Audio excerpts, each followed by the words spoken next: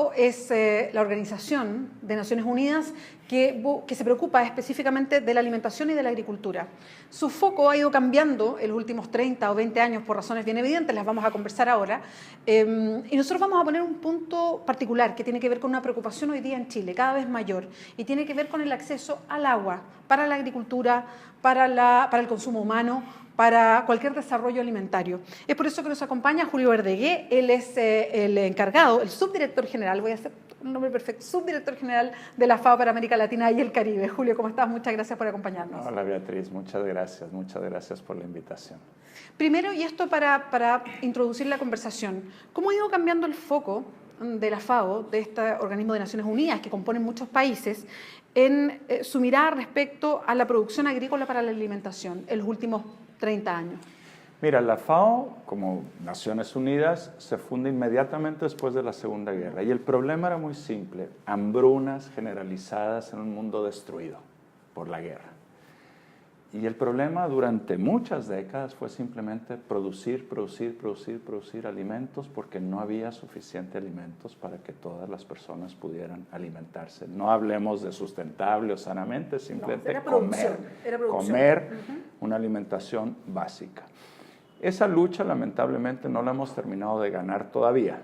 En América Latina, nuestra gran América Latina, todavía tenemos 43 millones de personas que todos los días se acuestan con hambre.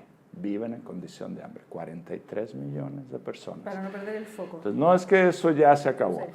Pero claramente hoy día, y como tú dices, hace ya por lo menos desde la primera reunión de Río en los años 90, ¿no es cierto?, mucha más atención a decir, bueno, ¿cómo podemos seguir produciendo alimentos sin destruir el planeta? Sin contaminar las aguas, sin destruir los suelos, sin tumbar los bosques. Y eso claramente es una preocupación cada vez más central. Hoy en día las demandas de los países hacia organismos como la FAO, a la FAO en particular, cada vez tienen que ver más con eso. Con el gobierno, por ejemplo, en Chile, nos están diciendo agua, el tema que tú quieres hablar. ¿Qué se puede hacer en materia de agua? Bueno, de hecho quería focalizar después cuál es la preocupación acá en Chile. Cuando hablamos del agua y hablamos de su manejo y de una situación que es bien compleja y bien única en el mundo respecto a la propiedad del agua, como está establecida en Chile, a propósito de algo que viene desde la dictadura de los años 80, con el cambio en el Código de Aguas, ¿qué es lo que se puede hacer? ¿Cómo se enfrenta este tema? Yo entiendo que la FAO es un organismo internacional, no se mete en la política de los países, ¿no? Pero ¿cuál es la mirada que tiene la FAO respecto a lo que pasa en Chile? Mira, yo creo que la mirada en general de la FAO, y es aplicable a Chile y a muchos otros países, es que el tema de la gobernanza del agua, quién puede acceder al agua, bajo qué condiciones y para qué y cómo se usa el agua, las reglas que regulan eso, tiene que poner cada día más el acento en el hecho de que el agua es y va a ser cada vez más, por efecto del cambio climático, un recurso súper escaso, cada vez más escaso, cada vez más escaso. Entonces el tema, desde nuestra perspectiva, tiene que ver mucho más con cómo gobernamos de una manera democrática, en una forma basada en las leyes, en el diálogo, en la inclusión de todos los actores, cómo nos ponemos de acuerdo en cómo usamos el agua, que todos la necesitamos para beber, para producir alimentos, para hacer minería, para hacer economía, para todo se necesita el agua, cómo lo hacemos y cómo manejamos un recurso sobre el cual cada día va a haber más tendencia a conflicto. Entonces tenemos que pasar la mirada desde un problema, decir, bueno, ¿quién era el dueño de un agua como un recurso muy abundante? A decir, ¿cómo gobernamos el agua de una manera que la sociedad, toda la sociedad, pueda satisfacer de la mejor forma esta necesidad? Ahora, Julio, y esto mirando América Latina, pero también Chile, ¿cuánta conciencia existe de estos temas grandes, mundiales, como por ejemplo el cambio climático y por ejemplo el acceso al agua? Si uno habla con especialistas en Chile, yo no sé cuánta conciencia tenemos como ciudadanía, incluso como gobernantes o instituciones públicas. Lo que nos dicen los especialistas, los que estudian el cambio climático, por ejemplo, que la escasez de agua de aquí a 40 años, de aquí a 20 años en un país como Chile, va a ser un problema severo. ¿Cuánto hay de eso en el discurso público? Bueno, probablemente para personas que vivimos en barrios donde no nos falta el agua hay menos conciencia. Donde uno abre la llave y sale, ¿no? Claro, pero para las personas que viven en comunas donde les tienen que llevar el agua en camiones municipales 1 o 2 veces por semana, seguramente mucha conciencia. Para el empresario que me ha dicho a mí, agroindustrial, que dice, mira, yo estoy pensando en mover mi fábrica desde donde está hoy día a otra región, porque aquí en esta región ya no puedo asegurarme el abastecimiento, porque ya no hay agua para producir, mucha conciencia. Entonces yo creo que, mira, se va a imponer. Es un tema que el que no se ha dado cuenta, se va a tener que dar cuenta porque va a ser un asunto de mucho conflicto si no nos preparamos para que esto, para que la sociedad esté lista para decir, mira, ¿cómo vamos a tomar decisiones muy difíciles de reasignación? Por ejemplo, la agricultura hace una gran contribución a la economía de Chile. Miles de empleos dependen de la agricultura, no solo grandes empresarios, grandes agricultores, centenares de miles de personas viven de la agricultura. La agricultura usa el 83% del agua fresca en Chile. ¿Es eso sustentable, compatible en ese horizonte de 40 años que tú me estás diciendo? No, no es. Entonces la agricultura va a tener que decir, bueno, ¿cómo yo hago agricultura con la mitad del agua? En 50 años vamos a tener que producir 70% más alimentos de los que producimos hoy día en el planeta. 70% más alimentos. Con estas tasas de uso de agua es imposible. Entonces, hace poco yo escribí un artículo que decía, ¿podemos alimentarnos sin morir de sed? Esos van a ser dilemas concretos. ¿Va a poder seguir Chile haciendo minería? Y la minería es muy central. ¿Cómo va a ser minería y agricultura? Son dilemas de hoy. Ciudad del Cabo tuvo que decirle a las personas, miren, ahora van a tener que ir ustedes a unos grifos, ¿no es cierto? Porque ya no había agua en Ciudad del Cabo. Y la agricultura alrededor de Ciudad del Cabo la pararon, dijeron, no más. Entonces son conflictos que ya llegaron aquí y estamos mal preparados. Bueno, es que eso iba a preguntar, porque una cosa es tener la conciencia de lo que viene, bueno, ahí está parte de la respuesta, digamos.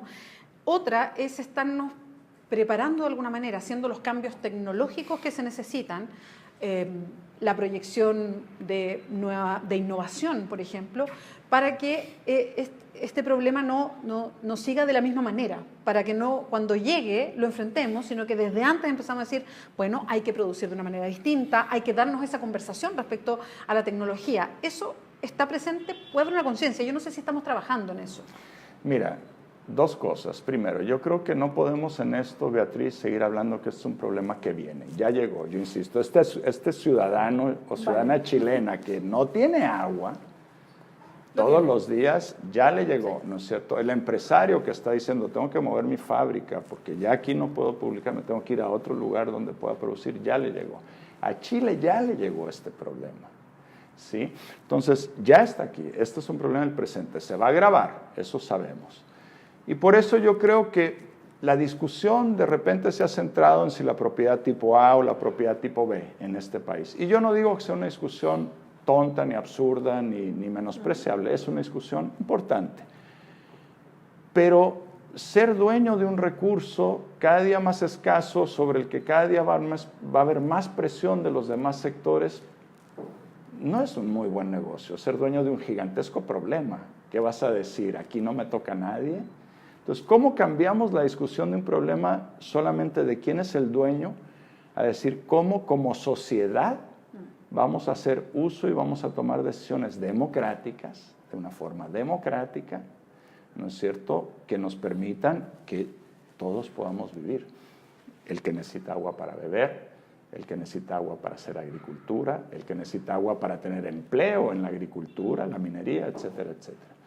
Ese es el centro. Yo creo que el centro tiene que pasar más de esta discusión sobre quién es el dueño, solamente a decir cómo vamos a gobernar este recurso indispensable y crecientemente escaso, y cómo vamos a resolver los conflictos. Y Julio, en América Latina, ¿qué países llevan de alguna manera la delantera o tienen una conciencia distinta o están empezando ya, entendiendo que el problema está aquí, como me dices tú, a ver, espérame, el problema está acá ahora, que ya tienen esa conciencia, están trabajando o van más adelantados en su forma de organización, de discusión, de abordar el problema?